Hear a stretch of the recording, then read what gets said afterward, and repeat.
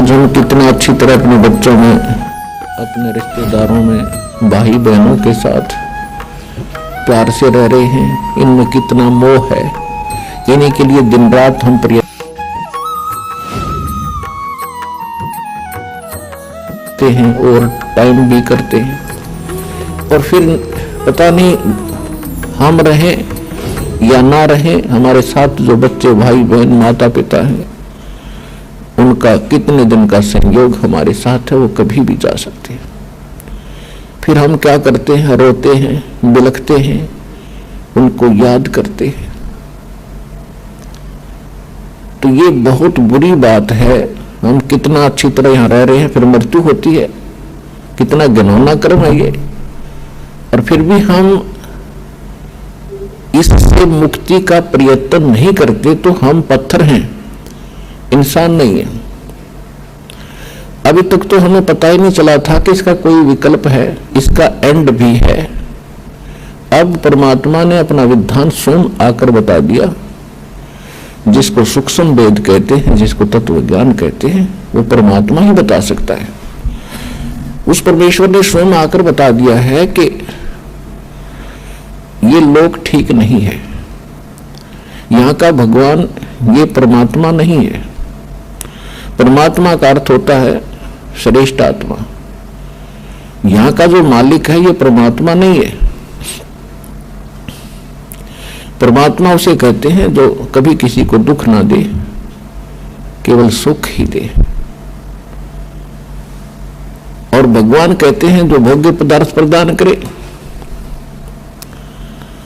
तो परमात्मा तो एक ही है। बाकी कसाई भी भगवान होता है, अपने बकरों के लिए उनको खूब सुविधा देता है, चारा चराता है, पानी की व्यवस्था करता है, झोंपड़ी सेट डालकर गर्मी सर्दी से बचाता है। वो उनका भगवान है, लेकिन वो परमात्मा नहीं है, वो श्रेष्ठ आत्मा नहीं है। श्रीमद् भगवत गीता अध्याय नंबर 15 के श्लोक 16 और 17 में 3 पुरुष 3 प्रभु बताए। एक सरपुरुष ये स्वयं है, यहाँ का जो मालिक है ब्रह्म है, जिसको काल भी कहते हैं, जिसे ज्योत स्वरूपी निरंजन भी कहते हैं, जो 21 ब्रह्मांड का स्वामी है, प्रभु है, मालिक है। और अक्षर पुरुष है, वो 7 संख ब्रह्मांड का स्वामी है। और ये दोनों नाशवान हैं, इनके अंतर्गत जितने प्राणी हैं उनकी जन्म और मृत्यु सदा बनी रहेगी। गीता अध्याय नंबर 15 के श्लोक 17 में स्पष्ट किया है कि उत्तम पुरुष तो अन्य परमात्मा इति उदाहरत है, ये लोकतरम आविश्य विवर्ती अवैश्वर है। इसमें यह स्पष्ट किया है कि उत्तम पुरुष, श्रेष्ठ परमात्मा, श्रेष्ठ प्रभु, वो तो कोई इन दोनों से अन्य है। और परमात्मा इति उदाहरत है, जिसको परमात्मा कहते हैं, वो परमात्मा है। वो दुख नहीं देता, वो सुख ही सुख देता है। वो सुख का सागर है। सुख सागर का अर्थ है कि जहां सुख का एंड ना हो, समाप्त ना हो। और वही तीनों लोकों में प्रवेश करके सबका धारण पोषण करता है।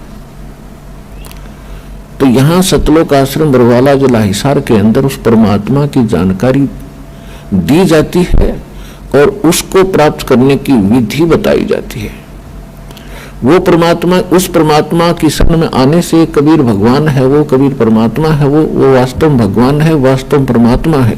और उसकी शरण में आने के उपरांत आपको यहाँ भी सुख देगा, क्योंकि वो सुख सागर है, वो परमात्मा है, दुख नहीं देता। यदि हम कोई कष्ट उठाते हैं तो अपनी कमजोरी के कारण मर्यादा भंग करके हम अपना कोई हानि कर लेते हैं। नहीं, परमात्मा की शरण में आने के बाद आपको रोज नए सुख होंगे, आपके सब कष्ट निवारण होंगे और अंत में आपको वो स्थान प्राप्त होगा जहां फिर कभी जन्म मृत्यु नहीं होती। उसको सतलोक कहते हैं, सचखंड कहते हैं।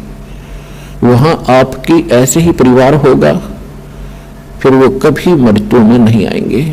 वहां विकार नहीं है, राग द्वेष नहीं है, वहां केवल सुख ही सुख है। वहां आप पहले रहते थे, वहां आपको बहुत सुख था, उस सुख को छोड़कर आप गफलत करके यहां आ गए इस गंदे लोक में। अब आपको वो सुख याद आते हैं कि काम ना करूं और सारी वस्तु मिल जाए। सबकी नीति ये है कि काम करना ना पड़े, सारी सुविधाएं उपलब्ध हो, बड़ी कोठी हो, कार हो, घूमन फिरने खूब बाग बगीचे हो, फवारे लगे हो। तो यहां तो वो हो ही नहीं सकता। या चाहे पूरी पृथ्वी का राजा बन जा, उसने भी काम करना पड़ेगा। तो ये कहां था? सतलोक के अंदर है, वहां खूब सुविधाएं हैं, कुछ काम नहीं, बड़े भंडारे भगवान के। अब जैसे आप यहां आते हो सतलोक आश्रम बरवाला के अंदर, यहां आपको बना बना भोजन मिलता है, बिछे बिछाए मैट मिलते हैं, सारी सुविधाएं हैं। आपको काम क्या है? खाओ पियो, अपना भक्ति करो, चर्चा करो परमात्मा की। कितना आनंद से दिन व्यतीत हो जाते हैं। तो इसी प्रकार ये एक रिहर्सल है उस सतलोक की। लेकिन वो जो सुख है वो तो यहाँ ना दिया जा सकता है और ना बताया जा सकता है। वो तो वहां जाने से ही आपको पता चलेगा। ये एक केवल उसकी थोड़ी सी नकल है। तो वहां जाने के बाद आपकी ना कभी मृत्यु होगी, ना कोई काया कष्ट होगा। इसलिए परमात्मा के चरणों में आकर के आपको एक विशेष ज्ञान होगा कि हम जो काम कर रहे हैं, जो संपत्ति जोड़ने की हम चेष्टा कर रहे हैं, इसमें हम रहेंगे कितने दिन। तो उसके लिए विकल्प है कि परमात्मा के चरणों में लगो, भक्ति करो। बुराइयों से दूर होना पड़ेगा आपको। तम्बाकू, कोई भी नशीली वस्तु है, सब त्यागनी पड़ेगी। और चोरी, जारी, ठगी, रिश्वतखोरी, ये भूल कर भी नहीं करना, क्योंकि इसका अकाउंट परमात्मा के दरबार में अलग से रहता है। सत्संग में बताया जाता है, मानुष जन्म पाय कर जो नहीं रटे हरि नाम, जैसे कुआं जल बिना बनवाया क्या काम। मानुष जन्म दुर्लभ है, ये मिलन बारंबार। तरवर से पत्ता टूट गिरे वो बोर न लगता डर। साथी हमारे चले गए, हम भी चालन हार। कोई कागज में बाकी रह रही, तात लगी है वार। पृथ्वीपति चकवे गए, जिनके चक्र चलंत। रावण सरीखे कौन गिने, ऐसे गए अनंत। सर्व सोने की लंका थी वो रावण से रणधीरम। एक पलक में राज बिराजी, जम के पड़े जंजीरम। मन तो सुख के सागर बसरे, भाई और न ऐसा यसरे।